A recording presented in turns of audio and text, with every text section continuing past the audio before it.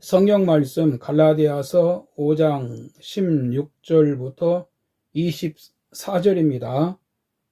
16절 한 절만 봉독해 드리겠습니다. 내가 이르노니 너희는 성령을 따라 행하라. 그리하면 육체의 욕심을 이루지 아니하리라. 저는 이 본문을 가지고 성령을 따라 행하라 이런 제목으로 잠깐 말씀을 나누겠습니다. 우리가 누구를 따라 사느냐에 따라서 우리 인생은 달라집니다. 우리 교우 중에도 예전에 이단의 미혹이 돼서 신앙의 혼돈이 찾아와 가지고 많이 고생한 분이 있습니다. 디도서 3장 10절에 보면은 이단에 속한 사람은 한두 번 훈계한 뒤에 멀리하라라고 말씀을 하십니다.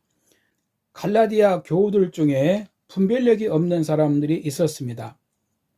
갈라디아서 5장 7절에 보면 너희가 다름질을 잘하더니 누가 너희를 막아 진리를 순종하지 못하게 하더냐. 그 권면은 너희를 부르신 이에게서 난 것이 아니니라. 적은 누룩이 온 덩이에 퍼지니라라고 하는 말씀이 있습니다. 오늘날로 말하면은 교회에 다니다가 사입이라든지 이단에 빠진 사람들이 있었다는 것입니다.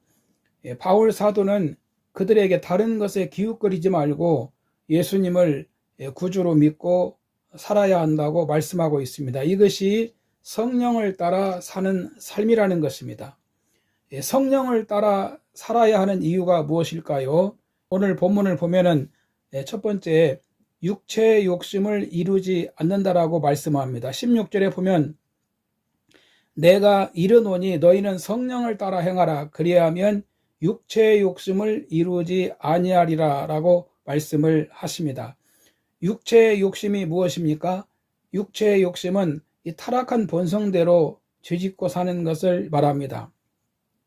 이 본문 19절에 육체의 일에 대해서 기록되어 있습니다. 육체의 일은 분명하니 곧 음행과 더러운 것과 호색과 우상숭배와 주술과 원수 맺는 것과 분쟁과 시기와 분냄과 당짓는 것과 분열함과 이단과 투기와 술취함과 방탕함과 또 그와 같은 것들이라. 전에 너희에게 경계한 것 같이 경계하노니라고 말씀하고 있습니다. 우리 인간이 성령을 따라 살지 않으면은 인간의 욕심을 따라서 육체의 일을 따라간다는 것입니다. 여러분, 타락한 인간은 성령의 도우심이 없이는 죄가 무엇인지 알 수 없습니다. 성령이 오셔서 하시는 일이 무엇입니까? 성령님이 예수님의 말씀이 생각나고 예수님의 진리의 말씀을 깨닫게 해주시고 죄에 대해서, 의에 대해서, 마귀의 정체인 심판에 대해서 알게 하신다고 말씀하셨지요. 성령님이 도우셔야 이런 영적인 것들을 안다는 것입니다. 그런데 성령의 도우심이 없이는 예수님이 누구신지도 모르고 인간은 죄도 모르고 그걸 이기지도 못하고 그냥 사망의 쇠줄인 죄에 끌려간다는 것입니다. 그래서 성령의 도우심이 없으면 육체의 욕심을 이루며 살 수밖에 없다는 것입니다. 그러나 성령으로 예수님을 믿고 사는 사람은 육체의 욕심을 따라가지 않습니다. 요한일서 3장 9절에 보면 하나님께로부터 난 자마다 죄를 짓지 아니하나니 이는 하나님의 씨가 그의 속에 거함이요 그도 범죄하지 못하는 것은 하나님께로부터 났음이라라고 말씀을 하십니다. 물론 온전할 수는 없겠지만 죄를 모르거나 생각 없이 죄에 끌려가지 않는다는 것입니다. 그 안에 하나님의 씨가 있고 또 성령이 도우시기 때문입니다. 성령님이 육의 소욕을 이기게 해주신다는 것입니다. 그래서 우리로 하나님 말씀에 순종하게 하시는 겁니다. 두 번째는 성령을 따라 사는 삶은 율법 아래 있지 않게 하신다는 것입니다. 본문 18절에 너희가 만일 성령의 인도하시는 바가 되면 율법 아래 있지 아니하리라라고 말씀하십니다. 우리가 율법 아래 있으면 구원을 받지 못합니다. 우리가 율법을 지킬 능력이 없습니다. 원죄와 자범죄가 우리의 복을 막는 것입니다. 갈라디아서 3장 10절에 보면 무릇 율법 행위에 속한 자들은 저주 아래 있나니 기록된 바 누구든지 율법책에 기록된 대로 모든 일을 항상 행하지 아니하는 자는 저주 아래 있는 자라 하였습니다. 또 하나님 앞에서 아무도 율법으로 말미암아 의롭게 되지 못할 것이 분명하니 이는 의인은 믿음으로 살리라 하였습니다. 율법 아래 있는 자는 저주 아래 있다는 것입니다. 율법은 우리가 죄인이라는 것을 가르쳐 줄 뿐입니다. 그래서 예수님이 우리 죄를 지고 십자가에 죽으신 것입니다. 갈라디아서 3장 13절에 보면 그리스도께서 우리를 위하여 저주를 받은 바 되사 율법의 저주에서 우리를 속량하셨으니 기록된 바 나무에 달린 자마다 저주 아래 있는 자라 하였습니다.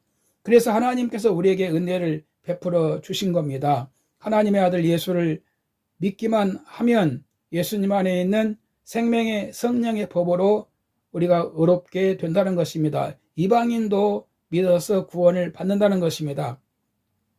그러므로 율법으로는 죄 문제를 해결할 수가 없습니다.